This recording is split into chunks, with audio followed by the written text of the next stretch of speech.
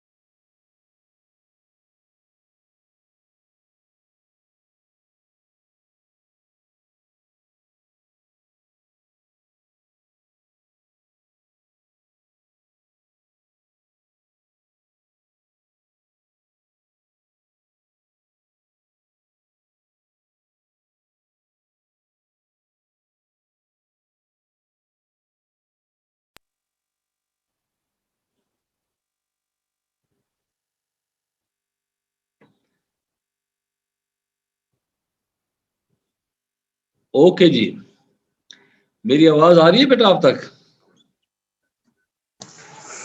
जी sir. Okay good. तो last time हमने electric potential देखा था और उसके साथ पॉइसन और लाप्लास इक्वेशन देखी थी हमने। तो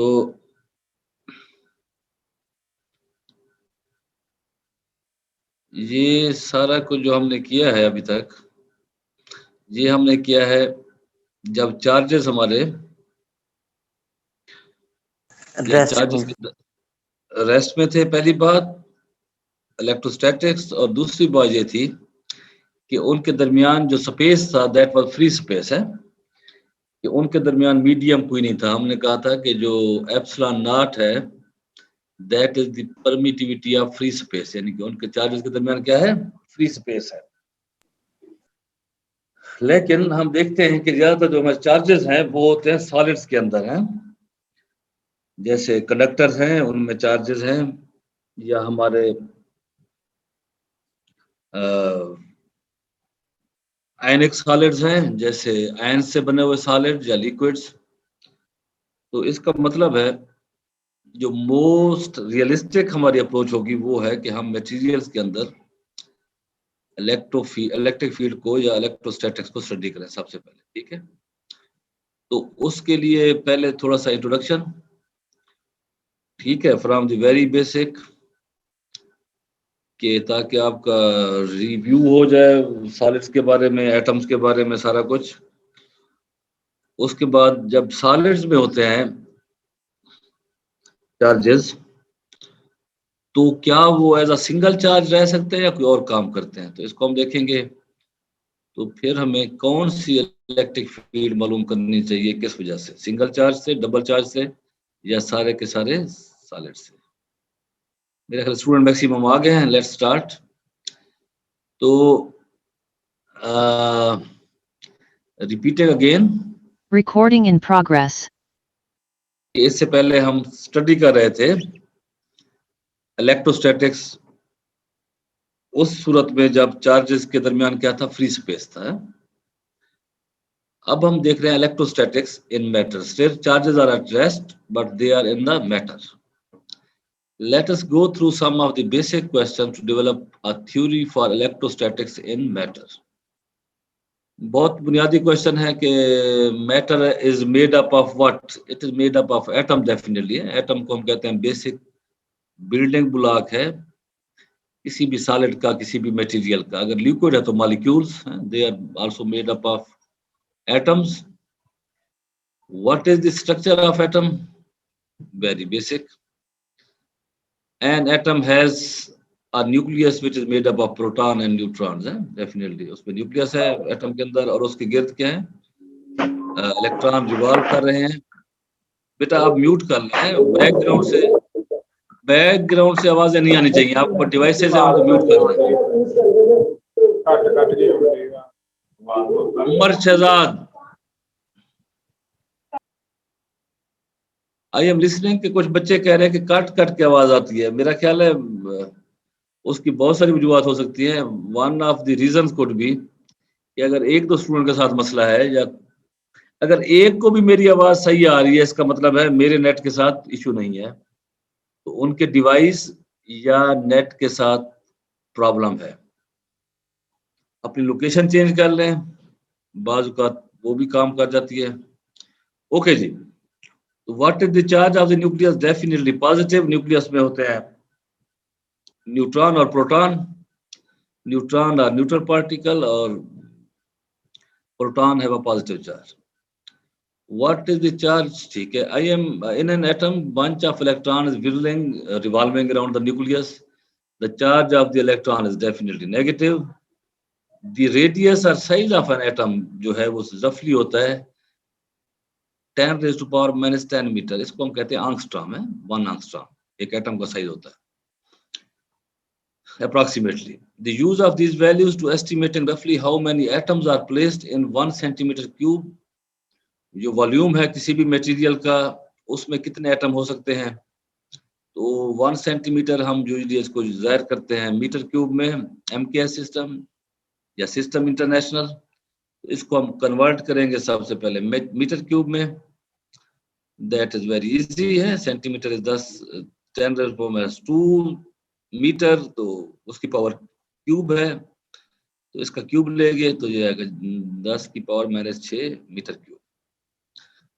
तो वॉल्यूम ऑफ, अगर हमने एटम निकालना हो रफली, वॉल्यूम क्या होता है, एटम को हम सफियर लेते हैं 4/3 पाई आर क्यूब। मैंने 4/3 पाई को खत्म कर दिया अप्रोक्सीमेशन के लिए, आर क्यूब ले लिया।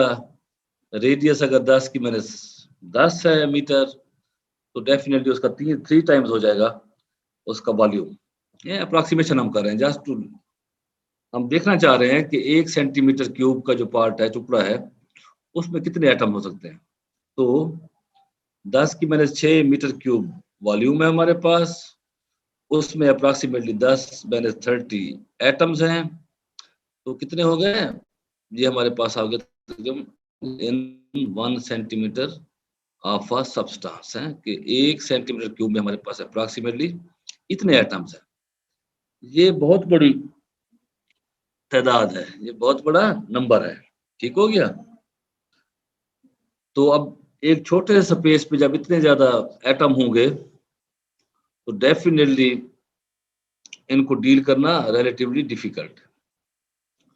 तो हम देखते हैं ये कैसे करते हैं हम। There is a huge number of atoms in a very small volume of a substance. Since each atom is extremely small, therefore a single atom will produce a very tiny interaction. है छोटा है, एक atom बहुत छोटा है, तो उस पर चार्ज भी कम है, तो उसका जो इंटरेक्शन होगा बहुत कम होगा। लेकिन जब 10 की 24 हो जाएंगे एटम्स, तो जो भी वो इफेक्ट पैदा करेंगे that will B relatively very strong effect है।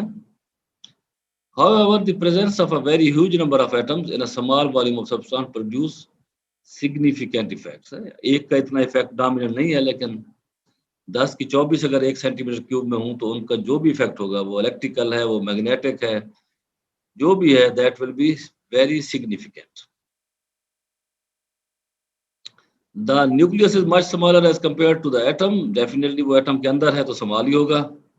and the electrons are moving around the atom. The outermost electrons are more interactive.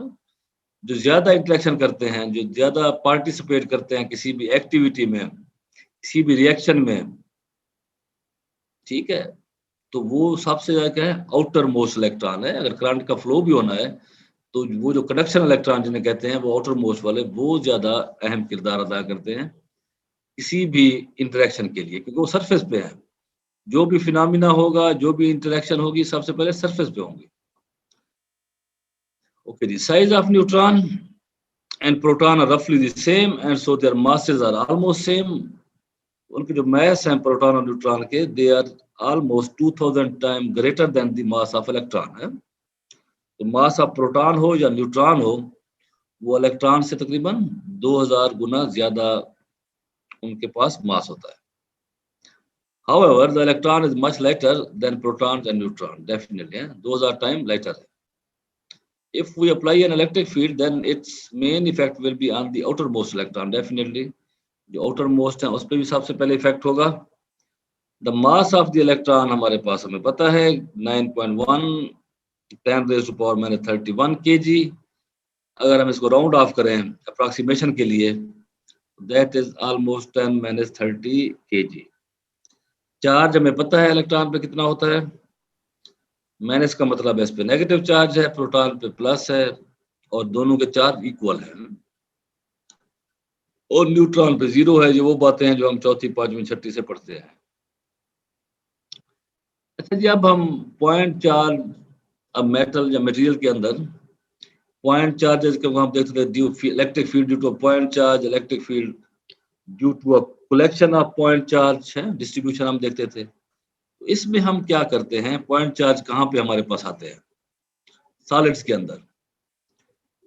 We can consider both the proton and electron as point charges हैं। अगर हमारे पास proton और electron है तो उनको individually अलग से हम कह सकते हैं ये पॉइंट चार्जेस। एक पॉजिटिव पॉइंट चार्ज है, एक नेगेटिव पॉइंट चार्ज है। But something slightly bigger than electron and proton have a charge could be ions है, सोडियम आयन फॉर एग्जांपल। एक तो चार्ज इलेक्ट्रॉन और प्रोटॉन पे है, लेकिन हमें पता है कि आयन्स भी बनते हैं। फॉर एग्जांपल हमारे पास आयनिक सॉलिड्स है, सोडियम क्लोराइड है फॉर एग्जांपल, या आयनिक लिक्विड भी हो सकते हैं, HCl है, हाइड्रोक्लोरिक एसिड, और भी बहुत सारे। तो इसका मतलब है अब वो आयन पे चार्ज है। सोडियम पे अगर पॉजिटिव चार्ज है, सोडियम क्लोराइड का अगर आपको फार्मूला आता है, Na प्लस होता है, Cl माइनस होता है। इसका मतलब क्या है, सोडियम पे प्लस चार्ज है और क्लोराइड पे क्या है, नेगेटिव चार्ज है। अब नेट चार्ज उन पे है पॉजिटिव या नेगेटिव, तो इनको भी हम कहते हैं they are also point charges. हालांकि इलेक्ट्रॉन और प्रोटॉन से बहुत बड़े हैं अपेरेंटली। सोडियम का जो एटम है बहुत बड़ा है as compare to the electron for या प्रोटॉन। लेकिन जो चार्ज उसमें पैदा हो रहा है प्लस या नेगेटिव, वो पैदा क्यों हो रहा है, या तो इलेक्ट्रॉन छोड़ के चला गया तो उस पर पॉजिटिव आ जाएगा उस एटम पे, अगर इलेक्ट्रॉन उसने कैप्चर कर लिया तो क्या हो जाता है, उस पर नेगेटिव आ जाता है। ये आपको पता होगा है। सोडियम आयन है, सोडियम पे प्लस चार्ज है, तो बेसिकली तो प्रोटॉन और इलेक्ट्रॉन को बराबर होना चाहिए, लेकिन जब पॉजिटिव चार्ज हो गया, इसका क्या मतलब है, उसमें एक इलेक्ट्रॉन की कमी है। इसका मतलब एक प्रोटॉन ज्यादा है तो उस पर पॉजिटिव चार्ज है। Due to loss of one electron from sodium atom, it gets a net positive charge, and we also consider ions as point charges. For example, sodium is considered as a positive point charge. Also, another thing that we use in solid is the concept of dipole. तो dipole का नाम आपने सुना होगा। Dipole कैसे बनते हैं, for example हमारे पास HCl का मॉलिक्यूल है, H पे प्लस चार्ज आता है, क्लोराइड पे minus charge. The chlorine gets negative charge by gaining electron from the other atoms, e.g. hydrogen, and hydrogen gets positive charge by donating electrons. ये बहुत I think we know it है, ions कैसे बनते हैं। So we can model, for example, HCl as a dipole by considering the positive charge on hydrogen and negative charge from the chloride ion as shown below. तो हमें पता है कि HCl है या सोडियम क्लोराइड है, उस पे एक पॉजिटिव चार्ज है H पे, और क्लोराइड पे इक्वल बट अपोजिट चार्ज मौजूद है उस पे, तो H प्लस और Cl माइनस, तो हम इनको लेते हैं ये हमारे पास पॉइंट चार्ज है। लेकिन अब जो पॉइंट चार्ज बहुत करीब है तो इनको और आपस में क्योंकि बॉन्ड बनाया हुआ है इन्होंने इकट्ठे ही हैं, तो हम इनको कहते हैं दे आर डाइपोल्स। तो क्या कहते हैं हम? Electric dipole. अब हमें पता है कि इलेक्ट्रिक फील्ड की जो डायरेक्शन होती है that is always from positive point charge या पॉजिटिव चार्ज टुवर्ड्स नेगेटिव। तो जो इलेक्ट्रिक डाइपोल जब ज़ाहिर करते हैं, एक तो पॉजिटिव और नेगेटिव चार्ज उस पे हम ड्रा करते हैं, उसके बाद हमें इलेक्ट्रिक फील्ड की डायरेक्शन भी शो करनी पड़ती है, और वो that is always from positive to negative. Therefore, to study electric fields in a matter is all about studying the dipoles, क्योंकि मैटर के अंदर जो एटम्स हैं जो उन पे चार्ज आता है दे मेक डाइपोल। डाइपोल का मतलब बहुत करीब करीब होते हैं। अगर एक पे पॉजिटिव है दूसरे पे नेगेटिव है तो हम उनको इंडिपेंडेंटली पॉइंट चार्ज नहीं ले सकते, बल्कि दोनों इतने करीब हैं और एक दूसरे के दरमियान बॉन्ड्स हैं, आप क्योंकि जुड़े हुए हैं आपस में, मेटल्स या मटेरियल जुड़े हुए हैं, इसका मतलब उनमें बॉन्ड है, तो हम उनको अलहदा कंसीडर नहीं कर सकते, ये positive point charge negative point charge. That is why जो सिंपल स्टेट है उसमें हम उसको लेते हैं एज अ डाइपोल। ठीक है, सिंपल वन। और इसके अलावा ये भी हो सकता है कि दो पॉजिटिव दो नेगेटिव चार्जेस हों, या ओरिएंटेशन उनकी एक पॉजिटिव इधर हो एक नेगेटिव इधर हो, तो वो क्वाड्रोपोल है। एक से ज्यादा जो है ना पॉजिटिव और नेगेटिव चार्ज हो तो उसको हम या क्वाड्रोपोल स्टडी करते हैं या डाइपोल। तो डाइपोल सबसे सिंपलेस्ट एग्जांपल है मटेरियल्स के अंदर जिस तरह चार्ज आपस में बॉन्ड बनाते हैं। ठीक है, इसका मतलब क्या हुआ, हम इलेक्ट्रिक फील्ड अगर मालूम करेंगे, इलेक्ट्रिक पोटेंशियल मालूम करेंगे सॉलिड्स में, तो हम डाइपोल का इस्तेमाल करेंगे, चार्जेस को हम एज अ डाइपोल लेंगे। ठीक है, चलिए जी, एक सॉल्व एग्जांपल है। अब हम क्योंकि डाइपोल को हमने सॉल्व करना है, तो solve an example for electric field due to a dipole. Usually ऐसा होता है कि शुरू में ही जब आप इलेक्ट्रिसिटी इलेक्ट्रोस्टैटिक्स पढ़ रहे होते हैं तो पहली पहली एग्जांपल ही डाइपोल की आ जाती है, लेकिन मैंने अवॉइड किया है इसको कि क्योंकि डाइपोल मैटर के अंदर आते हैं, तो इसलिए सबसे पहले फ्री स्पेस और फिर हमने मैटर के अंदर डाइपोल को सॉल्व करना है। तो डाइपोल की जो डेफिनेशन है आपको पता होगा शायद, two equal and opposite charges placed at a very short distance from each other make what we call an electric dipole। ठीक है, डेफिनेटली हमने देखा कि 1 सेंटीमीटर क्यूब के अंदर 10 की पावर 23 या 24 एटम्स हैं, तो बहुत करीब करीब होंगे हैं अगर चार्ज है, अगर वो आयनिक सॉलिड्स हैं, for example simple case sodium chloride है, पोटाशियम क्लोराइड है, इस तरह बहुत सारे और सॉलिड्स होते हैं। तो अब हमने इसको सॉल्व करना है electric field due to a dipole है। ऐसा ही एक मिलता जुलता प्रॉब्लम हमने सॉल्व किया था, शायद आपको याद हो, जब हमने इलेक्ट्रिक फील्ड मालूम की थी due to a thin uniformly charge cylinder. याद है आपको? सबसे पहली एग्जांपल हमने सॉल्व की थी, उसमें क्या था, चार्ज यूनिफॉर्मली डिस्ट्रीब्यूट था, हर जगह पे चार्ज एक ही था, पॉजिटिव था तो पॉजिटिव ही था, और that was uniformly distributed over the thin cylinder. उसकी वजह से हमने किसी डिस्टेंस पे इलेक्ट्रिक फील्ड मालूम की थी। अब हमारे पास यूनिफॉर्म डिस्ट्रीब्यूशन ऑफ चार्ज नहीं है, सिर्फ दो चार्जेस है, एक पॉजिटिव एक नेगेटिव, और उसकी वजह से किसी भी पॉइंट पे हम ये मिडिल में पॉइंट ले लिया है, इस पे हमने इलेक्ट्रिक फील्ड को मालूम करना है। That is the problem and you have to solve it. मैं थोड़ा सा हिंट दे देता हूं अगर कुछ कंफ्यूजन आपको आएगी। Let us take two charges Q and minus Q, क्योंकि डाइपोल की पहली शर्त यह है कि हमारे पास two equal but opposite charges होने चाहिए। तो हमने Q ले लिया और माइनस Q ले लिया है, ये माइनस है ये प्लस है। Placed at a short distance from each other, और ये भी शर्त है कि उनके दरमियान जो डिस्प्लेसमेंट है या डिस्टेंस है that must be very very small. तो हमने कहा जी उनके दरमियान जो डिस्टेंस है दैट इज डी, जो कि स्मॉल है। और अगर इसको सेंटर मान लें, जहाँ से जो लाइन निकाली है हमने, तो डेफिनेटली ये हाफ ऊपर है हाफ नीचे है, तो ये d/2 है और ये भी d/2 है। और हमने डाइपोल को प्लेस कर दिया z एक्सिस के लाने, ये z एक्सिस है, तो हम मालूम कर रहे हैं इलेक्ट्रिक फील्ड x एक्सिस पे, ये x एक्सिस बना दिया।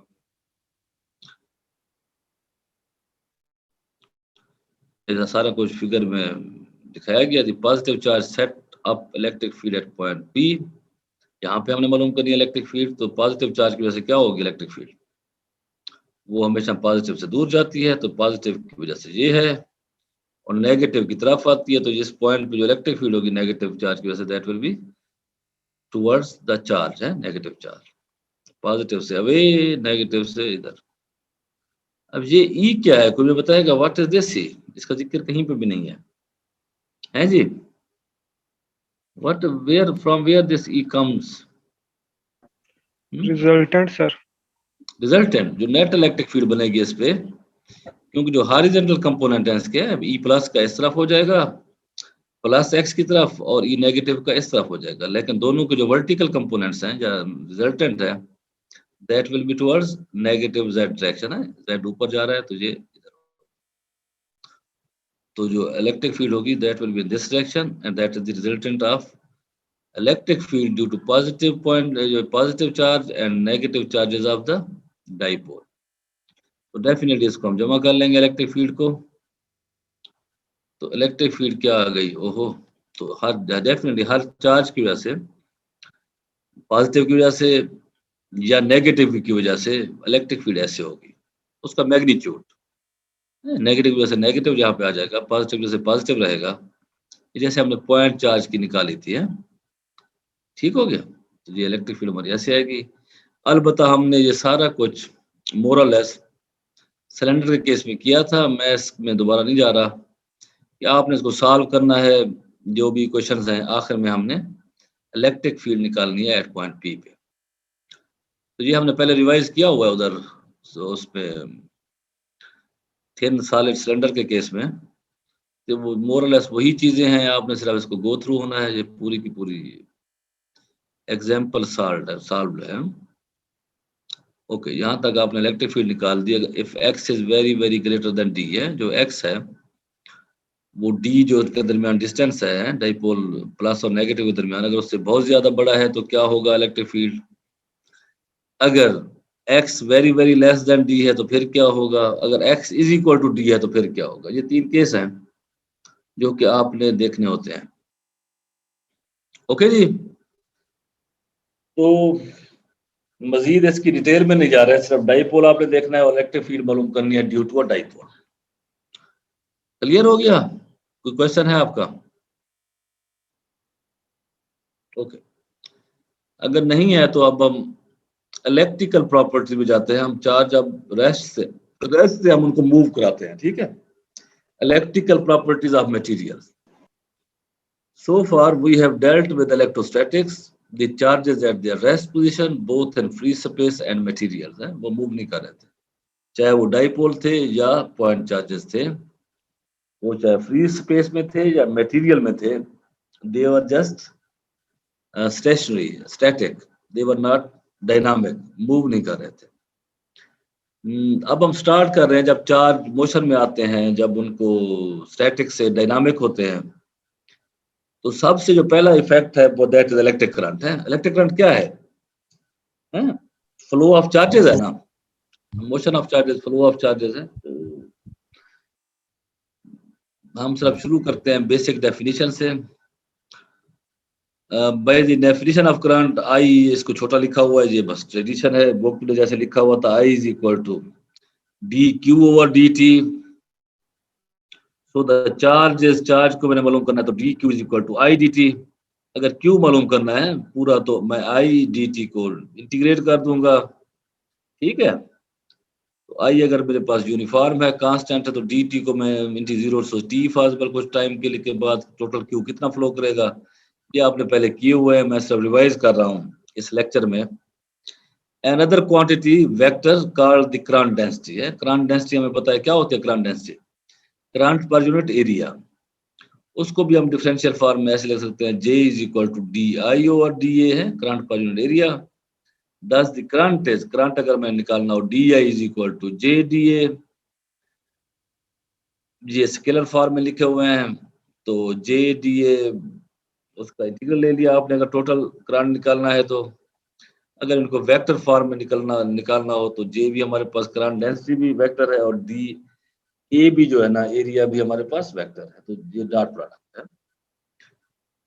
और करंट मैक्सिमम होगा जब करंट डेंसिटी और जो एरिया एक ही डायरेक्शन में होंगे, पैरेलल होंगे। तो ये डेफिनेशन शायद आपने पहले पढ़ी हुई है करंट डेंसिटी की। अच्छा, current density and drift speed, मैं करंट डेंसिटी पढ़ा रहा हूँ, ड्रिफ्ट स्पीड नहीं पढ़ा रहा, वो ऐसे खाम खा लंबा हो जाएगा, मुश्किल नहीं है टॉपिक। डेफिनेशन, करंट पर unit area is called current density. Explanation, it is a vector quantity and represented by J. It is a macroscopic quantity.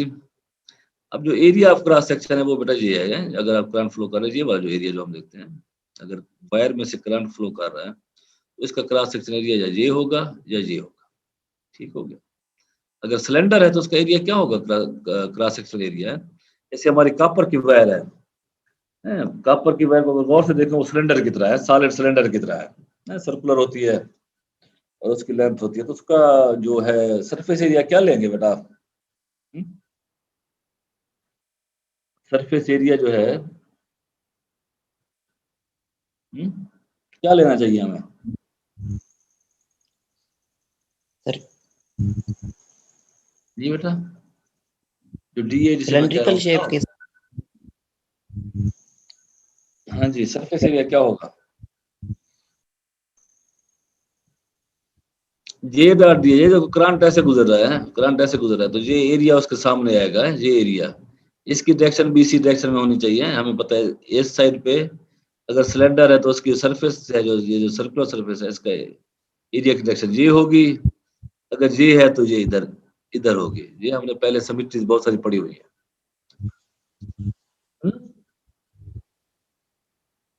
कोई जवाब नहीं दे रहा, ओके नो प्रॉब्लम, आप जवाब ना दें बेटा, मेरा सवाल पूछना फर्ज है, आप ना यस करते हो ना नो करते हो तो मैं कुछ नहीं कह सकता। The area of a cross section of, मेरा सवाल, मेरा होता है क्वेश्चन पूछना, मैं पूछता हूँ आपसे, ना आप यस करते हो ना नो करते हो। मैं जब यस ना नो का मतलब है कि रजामंद है, नीम रजामंदी है, आपको पता है, due to some reason you don't want to answer. Okay जी, if area of a cross section of a conductor is dA and current density inside the conductor is J, then the current I through the conductor is obtained as J is equal to I is equal to J dot D है। J होता है current पर unit area और I क्या होगा, J into area. बेटा देखो, अगर मैं आपकी क्लास ले रहा हूँ और आप भी क्लास अटेंड कर रहे हैं, तो पूछने का मतलब ये नहीं होता कि आपको मैं इम्तिहान ले रहा हूँ, पूछने का मतलब ये होता है कि आप फॉलो कर रहे हैं कि नहीं कर रहे हैं। तो इसलिए काइंडली जो भी आपके जहन में आ रहा है क्वेश्चन का आंसर, वो आप दे दिया करें। Anyone is ready to answer the question? What will be the cross sectional area, DA क्या होना चाहिए? Hello, yes sir. पाई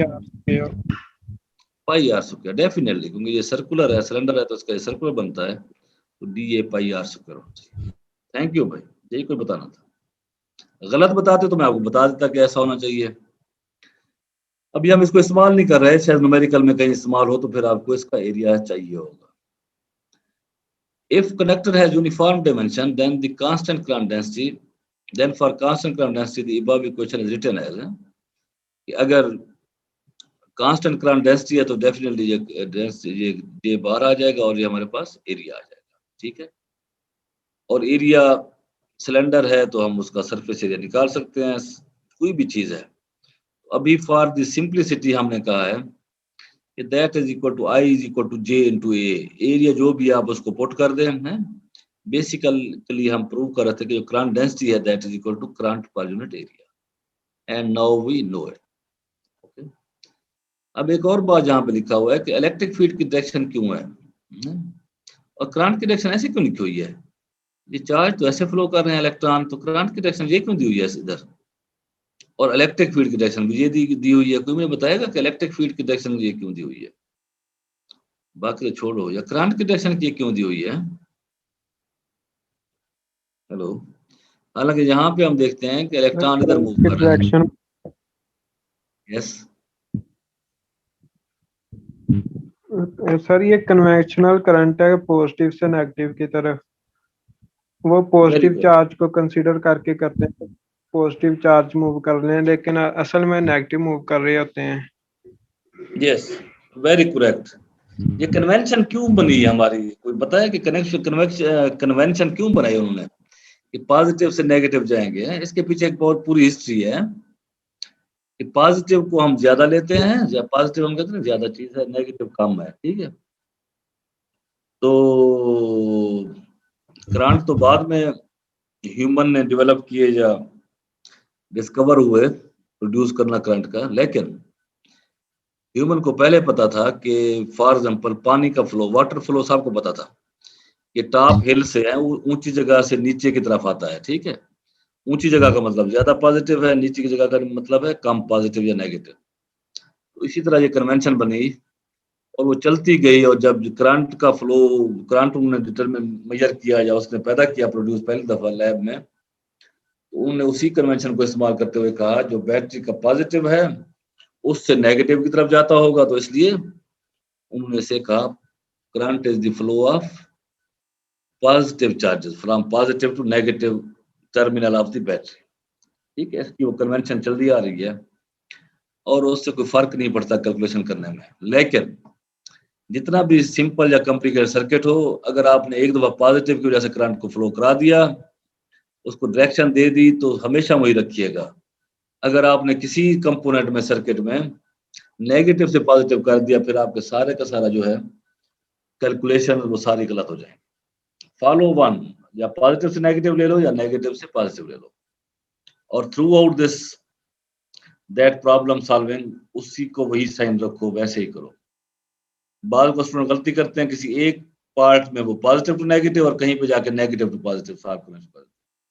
ओके, साइन कन्वर्जन, साइन का फर्क आएगा और बाद का फर्क आता है, कुछ चीजें सारी जीरो हो जाती हैं, कैंसिल हो जाती हैं। ओके जी, तो हमें पता है कि करंट डेंसिटी हमारे पास क्या है, वो इसके बराबर है। This is the relation for the current density. Units of current density definitely current के क्या है, एम्पेयर हैं, और एरिया के क्या होता है, मीटर स्क्वायर। जी मेरा ख्याल है सारा का सारा आसान टॉपिक है। ओमिक मटेरियल, ओम्स लॉ आपने पढ़ा हुआ है कि नहीं? आगे भी कुछ है? हाँ जी, ये सारा मैं इसको, the current density is directly proportional to the electric field intensity है, J is equal to sigma I, ठीक है। जितना इलेक्ट्रिक फील्ड ज्यादा होगी उतना ही करंट डेंसिटी ज्यादा होगी। तो इलेक्ट्रिक फील्ड किसके बराबर होती है बेटा? What is the electric field in terms of potential? क्यों मुझे बता सकता है?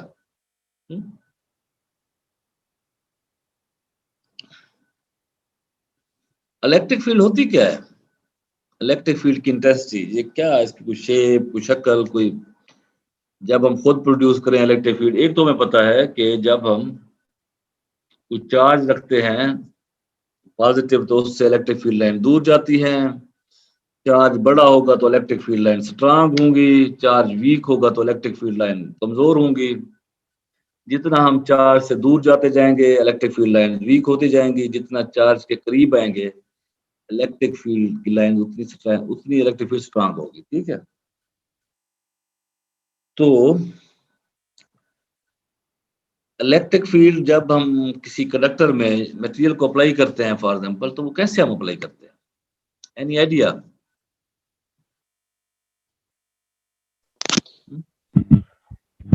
एक तरफ कोई पॉजिटिव चार्ज का सोर्स होता है जिस वजह से वो चार्ज इस तरह हो जाता है, पोटेंशियल ज्यादा हो जाता है वहां पे। कभी आपने ये अप्लाई किया इलेक्ट्रिक फील्ड के किसी जगह पे जिंदगी में कभी, या बस सुनी सुनी बातें हैं? प्रैक्टिकल किया आपने? क्या बेटा? कैपेसिटर को चार्ज करते हैं तो उसके उनकी जो प्लेट्स के दरमियान भी वही इलेक्ट्रिक फील्ड पैदा होती है एक्सेस चार्जेस की वजह से दोनों प्लेटों के दरमियान। यस यस यस, ठीक है, वो तो उनके दरमियान पैदा होगी इलेक्ट्रिक फील्ड है। तो प्लेटों को आप क्या देते हैं, जो प्लेट को क्या अप्लाई करते हैं? इलेक्ट्रिक फील्ड दरमियान में पैदा होगी, प्लेट को क्या होता है, प्लेट पे क्या चार्ज देते हैं आप?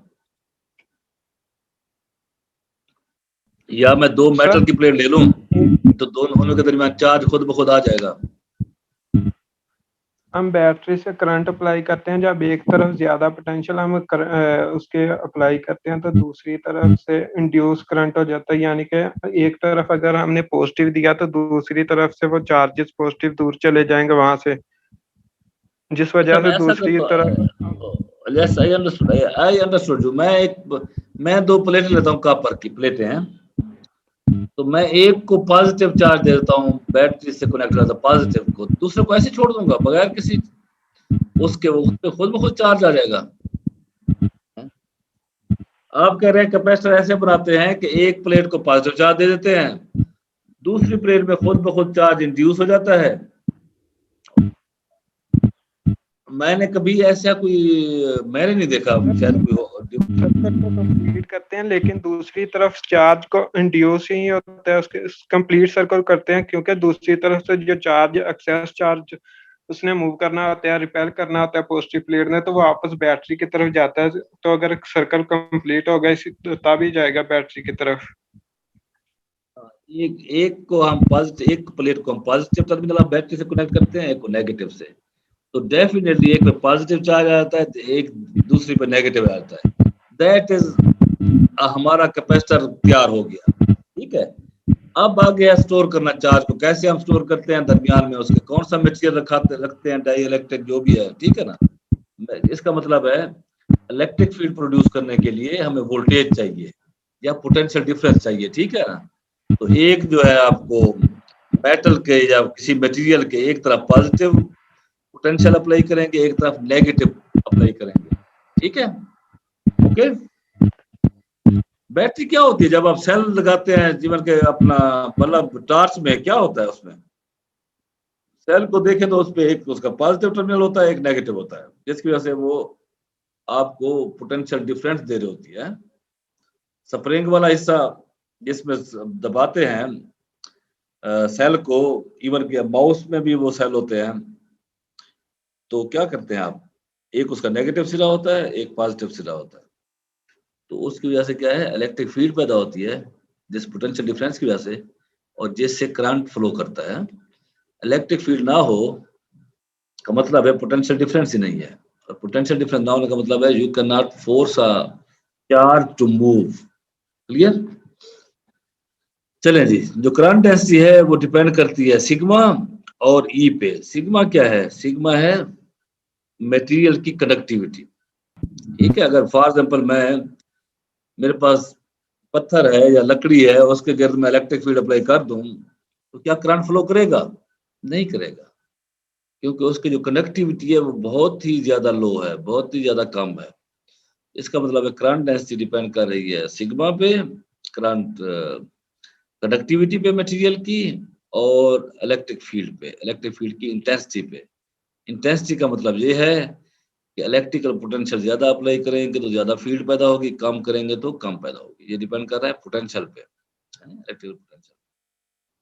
तो इन vector form current density vector, sigma conductivity that is not a vector, लेकिन इलेक्ट्रिक फील्ड इंटेंसिटी क्या है, ये वेक्टर है, हमें पता है, ठीक है।